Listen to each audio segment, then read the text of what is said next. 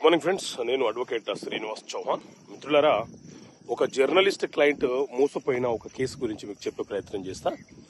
ఒక journalist client దాదాపు నేనుండే ప్రాంతంలోనే 300 గజాల ప్లాట్ కొనుగోలు చేసినాడు.